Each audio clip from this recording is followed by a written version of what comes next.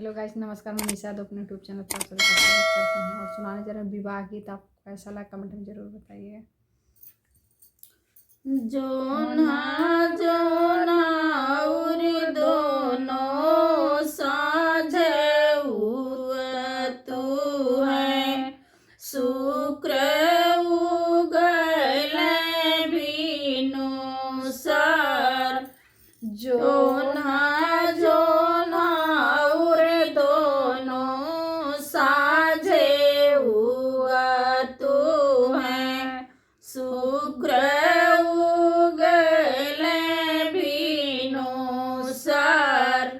दुल्हाया दुल्हिनी चौक चढ़ी बैठे सोना दुल्हनी मोरी बात सोना दुल्हनी मोरी बात तुहरे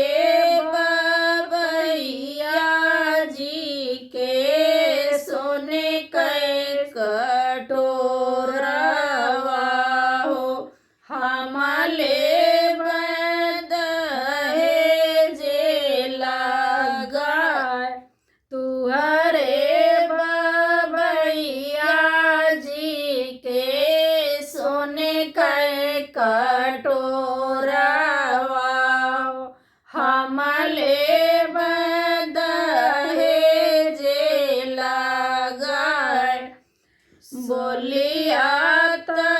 तू ही बोला मोरे प्रभु जी सोने हर बोली मोहि ना सोहाय बोलिया तू ही बोला मोरे प्रभु जी बोलिया बोली मोहि ना सोधाय हमारे बबैया जी के सोने के कटोरवा हो बीरना पियले वह में दूध हमारे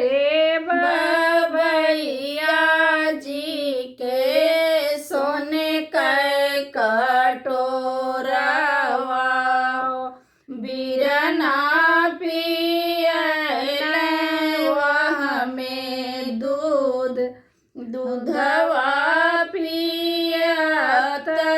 बीरना ललरी जी भइले मांगल बहिनी तोहर दूधवा पियत बीरना ललरी जे भइले मांगल बहिनी तोहर इतनी बचन जब सुनल दूल्हे रामा लपकी उठल ऋषियाय यतनी बचन जब सुनल दूल्हे राम लपकी उठल ऋषियाय ससुरु चौक माही छोड़बो कैले बो दूसरा बिया ससुरु ढेरिया चौक माही छोड़बो कैले बो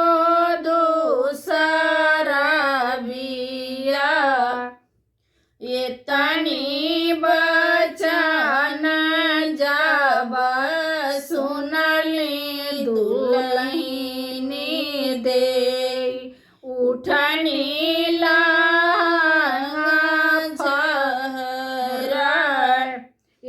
सुनी बचन जब सुनली दुल्हनी दे उठनी लहंगा